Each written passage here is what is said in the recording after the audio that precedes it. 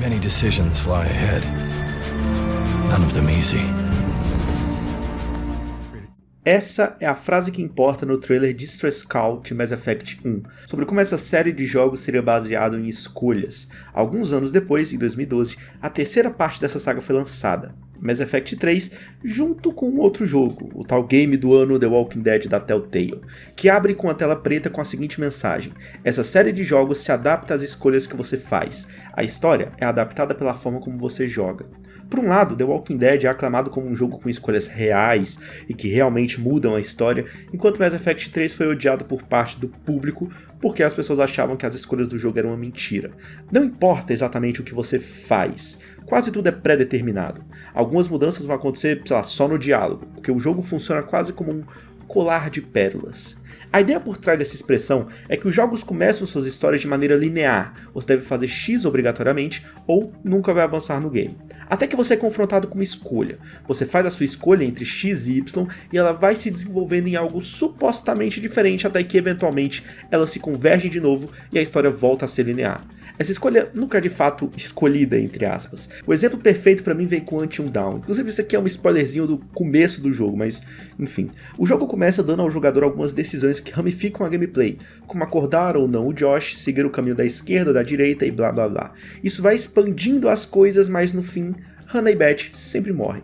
Não importa exatamente o que você faça, nada muda. A única decisão que realmente poderia salvar as duas não é controlada pelo jogador.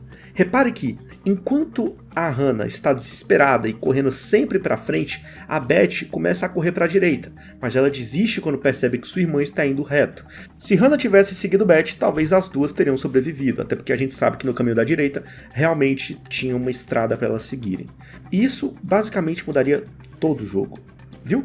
A decisão importante que realmente tem significado não é tomada pelo jogador, e sim pelo jogo. O que faz Mass Effect 3 e The Walking Dead estarem opostos tão grandes, apesar de fazerem exatamente a mesma coisa, é que o que te incomoda não é o fato das escolhas serem inúteis, é o fato de você perceber que o jogo está te dando uma escolha inútil. Veja como o Cyberpunk faz isso. O jogo começa com 3 escolhas, 3 rumos de vida. Você se anima, pensa que talvez 3 histórias diferentes vão se desenvolver de acordo com a sua escolha inicial, apenas para descobrir que isso basicamente muda a sua missão inicial e alguns diálogos. Mas no fim, tudo ocorre como o jogo planeja que ocorra. O importante mesmo é dar ao jogador a sensação de que ele está escolhendo algo, mesmo que a escolha dele não impacte em nada. Mais ou menos o que a Dawn faz lá em Pokémon Diamonds. Ela pede para você escolher uma mão, porque em uma das mãos vai ter um item. Na verdade, nas duas mãos vai ter um item, né? Você só tem que escolher a mão para escolher qual item você quer. Se você escolher a mão direita, você recebe o mesmo item da mão esquerda. É um momento inútil, mas como nem todo mundo está interessado em ficar dando load no jogo para ver qual seria a outra opção, isso dá ao jogador a sensação de que ele realmente está no controle da situação. Videogames são movidos por escolhas o tempo todo. Se você tem 3 inimigos na sala e você ataca primeiro da esquerda, porra, isso é escolher. Ir para uma missão em Cyberpunk usando uma moto, um carro ou ainda a pé, isso é escolher. Usar uma abordagem não letal ou uma abordagem letal em Metro Exodus, isso também é escolher. O que um desenvolvedor faz é filtrar o que são as escolhas realmente interessantes para o jogador e destacar elas das outras ações que não importa, porque existem alguns tipos de ações claras. Existem, por exemplo, as ações autônomas, que são ações que a gente faz sem pensar. Na vida real seria como respirar, piscar, engolir saliva e por aí vai. Você tem as reações, que são as ações que fazemos automaticamente como resposta a algo que está acontecendo no ambiente ao nosso redor. Por exemplo, quando você toca na panela quente, você na hora tira o dedo. Existem também os cálculos, e aqui a gente começa a aplicar as ideias para os videogames de verdade. Cálculos são situações que possuem várias soluções possíveis, onde uma dessas soluções é claramente mais benéfica que outras. Imagine que, ao jogar Final Fantasy VII Remake, que inclusive teve uma análise de 3 horas aqui no canal, se você não viu, Cloud pode escolher entre uma espada que dá 100 de dano e uma que dá 50. Levando em conta que todos os outros status são os mesmos, não existe motivo para escolher a espada que dá menos dano. Os cálculos são frequentemente apresentados como escolhas reais, mas não são. Quando o jogador entende que uma ação que ele percebeu como uma escolha é, na verdade, um cálculo, ele pode se sentir decepcionado. A ausência de uma solução vencedora separa a verdadeira escolha dos cálculos. A verdadeira escolha faz os jogadores pensarem. Como a escolha consiste em possibilidades concorrentes, ela gera conflito. A escolha dá aos jogadores a sensação de poder, a crença de que eles têm livre-arbítrio e podem mudar o mundo da forma como eles quiserem. Quando falamos de escolhas, podemos separá-las também em 3 planos: a lógica, a estética e a ética. Uma escolha lógica é como a espada de Cloud, uma dá 100 de dano e a outra dá 50. É lógico escolher a mais útil para derrotar os inimigos mais rapidamente. A escolha estética pertence a outro plano. Imagine o exemplo da espada, mas agora você deve escolher entre uma espada que tem 100 de dano e outra que, ao cortar os inimigos, sai fogo de artifício dele. Dane-se quanto de dano ela dá. E as escolhas éticas são basicamente as que você mais imagina quando se fala de escolhas em videogames. Matar alguém ou não, salvar alguém ou não. Peguemos Until Dawn como exemplo de novo. As criaturas malignas do jogo, em certo ponto, mordem a personagem Emily. Quando o grupo vê aquilo, você pega uma arma e aponta diretamente para ela. As informações que temos são: 1. Ela foi mordida. 2. A criatura que a mordeu é esquisita e não humana. 3. Ela pode acabar virando uma criatura. Ou ela pode acabar nunca virando uma criatura. Você atira e potencialmente mata uma pessoa saudável ou poupa a vida dela e torce para que ela não vire um monstro. Pois é, faça a sua escolha ética. Elas são particularmente intrigantes porque nos fazem simpatizar com personagens e questionar nossa própria natureza humana. Jogos como Planescape tornam esse questionamento a base para o próprio jogo. Em um momento do jogo nós somos confrontados com uma pergunta: o que é capaz de mudar a natureza do homem? E você tem diversas opções: amor, poder, morte, nada. Qual a sua resposta? Pegamos também Baldur's Gate 2 e a escolha que o Jin do jogo pede para você fazer. Você e seu irmão são capturados e trancados em celas separadas, incapazes de se comunicar. O mago responsável aparece e fala, e ele explica qual é o seu jogo. Em cada cela há um botão mágico. Se você pressionar o botão e seu irmão não pressionar, você morre e seu irmão vai ficar livre. Se seu irmão apertar o botão e você não, ele morre, mas você fica livre. Se nem você, nem seu irmão apertarem o botão, os dois vão morrer.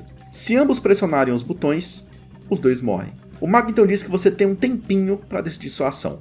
O que fazer exatamente? Esse é um tipo de escolha significativa com informações insuficientes. Você tem informações para tomar uma decisão, mas desconhece quais são exatamente as consequências de você ter tomado aquela ação.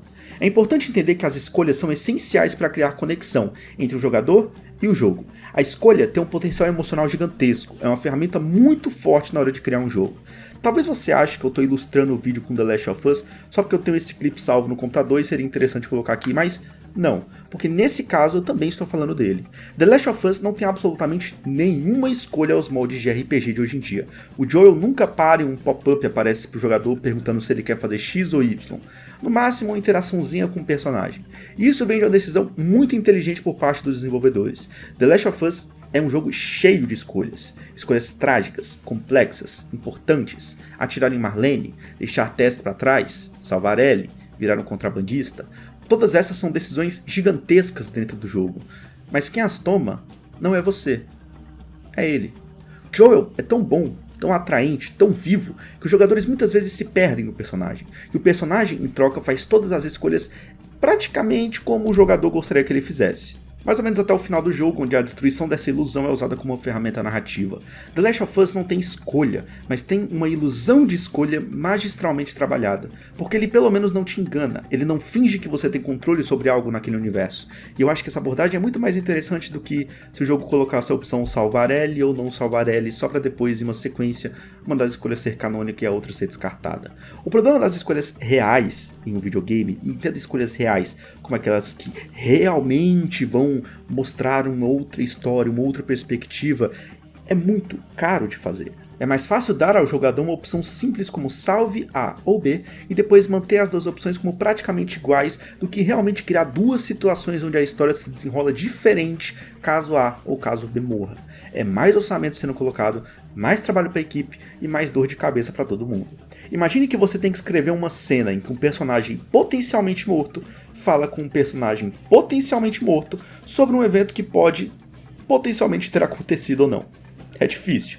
Por isso é mais útil e fácil criar uma ilusão. Essas ilusões são criadas de todo jeito, inclusive pelos cenários. Você talvez se assustaria se percebesse o quanto os cenários de The Last of Us são lineares e pequenos, mas por orientação de cores ou iluminação e senso de perigo, os desenvolvedores conseguem fazer com que você siga a rota que eles querem que você siga.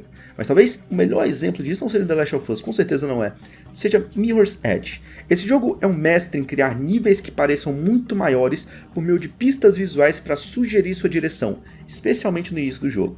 Nessas partes, você está correndo a toda velocidade, improvisando uma rota de fuga para encontrar um caminho seguro, e por meio das cores, porque o cenário é quase todo branco, contrastando com pontos vermelhos bem fortes, os designers constantemente mostram onde o caminho correto está, sem permitir que você consiga mudar algo aqui. Afinal, um erro e você meio que cai porque você tá no telhado, então é alto pra caralho. Deus Ex é um tipo de jogo que te dá escolhas, sem você saber de fato.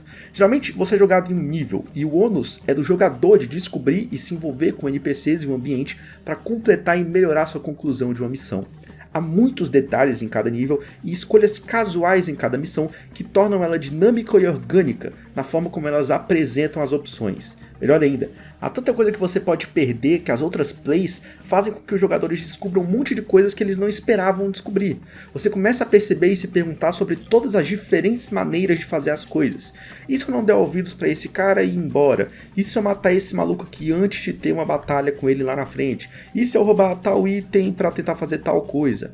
Além disso, não incorpora um sistema de moralidade, não pune você por jogar o jogo de uma determinada maneira, e por isso as escolhas são feitas com base no jogador, não em sistemas artificiais impostos pelo jogo que são vinculados às recompensas. Os jogadores são motivados por sua própria reação. Isso é importante porque garante mais valor de rejogabilidade para um jogo, e nós temos um vídeo sobre o assunto aqui no canal.